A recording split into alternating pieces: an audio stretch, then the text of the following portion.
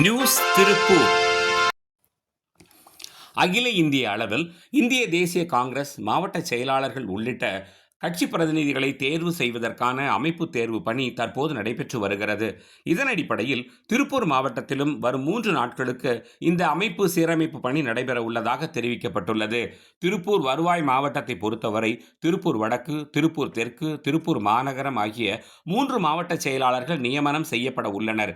இதற்காக காங்கிரஸ் தலைமையிலிருந்து ஹரியானா மாநிலத்தைச் சேர்ந்த முன்னாள் பாராளுமன்ற உறுப்பினர் அசோக் தன்வர் வருகை தந்துள்ளார். நேற்று பத்திரிகையாளர்களை சந்தித்த போது காங்கிரஸை வலுப்படுத்த இதுபோன்ற பணிகள் மேற்கொள்ளப்பட்டு வருகிறது என தெரிவித்தார். தொடர்ந்து மூத்த உறுப்பினர்களே பதவியில் இருந்து வருகிற காரணத்தால் இளைஞர்களுக்கு வாய்ப்பு அளிக்கப்படுமா என்ற கேள்விக்கு நிச்சயமாக வாய்ப்பு அளிக்கப்படும். இருப்பினும் மூத்த உறுப்பினர்களின் தேவையும் கட்சிக்கு இருக்கிறது என கூறி அருகில் இருந்த வடக்கு மாவட்ட தலைவர் கிருஷ்ணன் அவர்களின் கையை உயர்த்தி பிடித்தவாறே தெரிவித்தார். அந்த அடிப்படையில் திருப்பூர் வடக்கு மாவட்டத்திற்கு கிருஷ்ணன் அவர்களே மீண்டும் நியமிக்கப்படுவார் என்று தெரிவிக்கிறது. வாழ்த்துக்கள்.